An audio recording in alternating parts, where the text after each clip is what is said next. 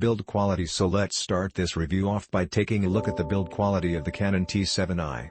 Now if you've never used a DSLR before, the T7i might seem like quite a large camera, but in fact compared to most DSLRs, it's actually quite small. Just for comparison's sake, I have a Canon 70D right here, and it really makes the T7i feel very light. And to me that's a great thing.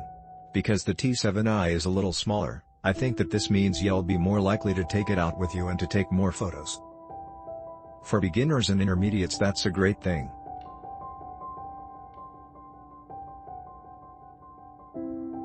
Now I used the Canon T6i a lot last year and not too much has changed on the body of the T7i. Buttons are exactly where you'd want them to be and easy enough to find. Like I said in my review of the Canon 77D, however, I do wish the buttons were a little more pronounced because they are a little Florida. At the top of the camera here you'll notice that this is a little to the bigger brother, the 77D. On the right the camera, we have your main mode dial. Entail this where you can change the different setting that you want to shoot in, whether that be automatic or the manual modes. One thing you'll notice is that in the T7i you're missing the mode dial lock that we saw on the 77D.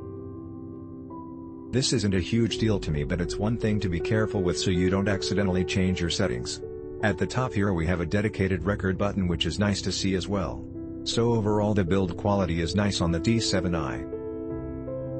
It's definitely a smaller build than most DSLRs, which could be a big bonus if you like to travel or walk around with a lighter camera. LCD screen. Let's turn this camera around now and take a quick look at the rear LCD screen. As with last year's model, the T7i has a brilliant rear LCD screen. I think Canon actually make the best LCD screens out of any camera company at the moment. The screen is fully articulating, which means you can flip up and down and to the side. This is great for setting your composition because it means you can take photos from up high or down low without having to look through the viewfinder.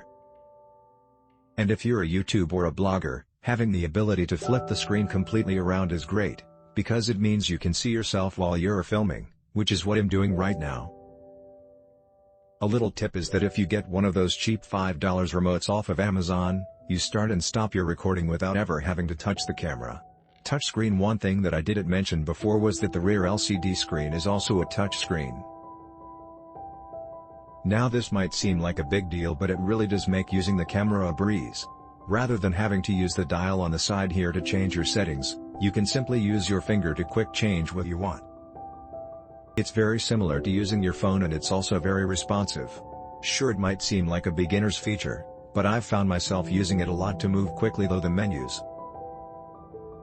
Not only, now that the Canon T7i has its new dual pixel autofocus system, you can simply touch on the screen where you want it to focus and it will quickly and cinematically come into focus. It's great.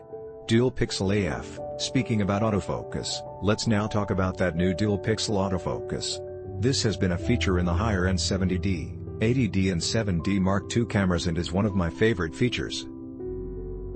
Click link in description for more reviews.